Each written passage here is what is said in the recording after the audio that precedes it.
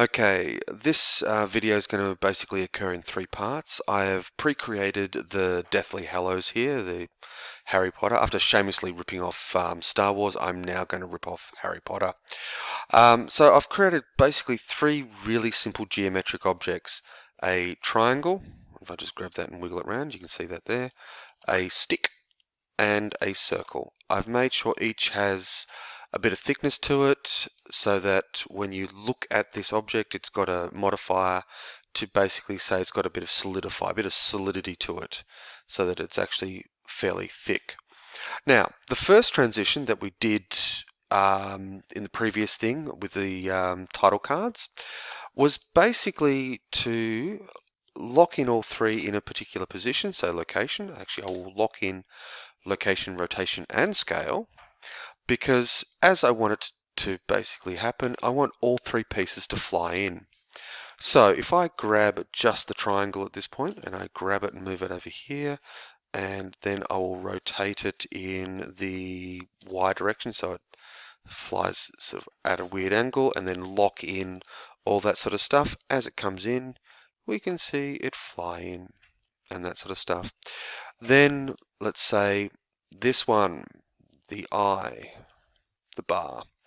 So jumping into about frame 30 will do. I'm going to grab this and then I'm going to rotate it lots. Come on, rotate lots, something like that. Let's hope that works. And then as we slide it in, it should twist and turn and to help form that shape. Then selecting the circle and doing basically the same thing. Grabbing it, rotating it in the X direction. Come on. How are you going to... You're not, are you? Rotate X. It's just not doing it. Alright, well that'll do. Lock that in terms of rotation and scale and stuff. And as everything flies in and forms at this one point. So that's our first transition as pieces fly in for our logo. And the reason I've broken this up is so you can see those pieces fly in. The second transition, which is what I'm actually going to transition out on, is actually first off I'm going to take all three and lock them into the distance here in terms of everything. Is I'm going to pick a point, say at about frame 90, and I'm just going to make them slide out of the way. So here I'm just going to use scale and scale them all down to, let's say, 0.001, which is almost invisible, and then lock in that stuff so you can see, woohoo, and then it pops back out again. This point's probably too far away, so we'll just slide that in. So you can see here that I'm doing them all in one hit. Now that's probably not the greatest transition that we could ever possibly do. So what I'm going to do is I'm going to again just lock this in everything here, and the midpoint between those two lines, I'm going to select this first object and I'm just going to scale in the Y direction towards 0. Lock that in and then insert that keyframe with everything. So we'll just check it again and it pops from nothing to something. So here at around this point, just nearby the frame, we'll select another object. And this is more of a three-dimensional object, so it's a bit hard to sort of make it do its transition. Excuse me. Is to again just scale towards 0. So scale 0. Done, locked it in, and insert. I'm rushing through the key presses here, but the previous frame, I'm going to select this thing, I'm going to S to scale, 0 on the keyboard, hit enter to confirm it, and then in I to insert that keyframe. And as I should have said, I should have enabled these beforehand. Oh well. So, that's three simple transitions. The first is using rotation and location to have them fly in and form the final shape. The next is to select all and just scale them out of existence. And the third is to scale them somewhat individually so they do that. Now, this final technique involves a little bit of adding things in. What I'm going to do is I'm going to use this cube as a way of modifying what's going on. So I'm just going to do a location, and then I'm going to jump on, just check where this is. So if I drop the cube back to frame 150, and then have this grabbed and slide over the top of everything for frame 180, locking the location. Now, the cube is basically acting as a mask. It's designed to reveal what's going on. So, what I can do is, it's another modifier, and I'll just hide this in my stack here. It is called a Boolean modifier, where you can actually add in other objects. And what we should see here, and if I make this cube disappear so we don't have to look at it, see that? How it just starts disappearing. And all I've done is add the cube Boolean modifier to this. So we do the same to the circle, hide that stack because it's not needed to look at. Boolean, and it's already doing it's a cube. And then finally to the stick part, hide that piece again, add the Boolean, and again select the cube. So what will happen as it transitions is it just wipes and disappears. And you can make this far more interesting because my cube is, gee whiz, shock horror, boring. So we can actually get this cube to do some interesting stuff.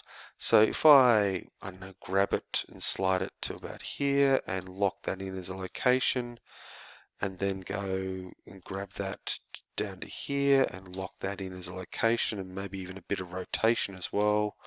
Rotate in the Z direction and keyframe that in as some rotation. So, and then back here I'm going to rotate that the other way. So we get some weird transition-y stuff kind of happening as it then covers the entire thing. Hiding the cube, we get the cube making things disappear, except for that last little bit, which ideally we want it to sort of, that's a problem. But you can see here, if we then reveal said cube, and I don't know, we'll just scale it up a little bit. And that should solve our problems. Hiding the cube again to verify the shot. Yeah, that looks pretty good. As you can see, the shadow bounces back and forth. In terms of material and a modifier on this stack, it doesn't need a material. It's just simply used as a mask. And if we actually do F12 to render it, hopefully the cube doesn't show up, but lo and behold it does. So we need to then hide this cube from what's going on. But I'll get back to you on that.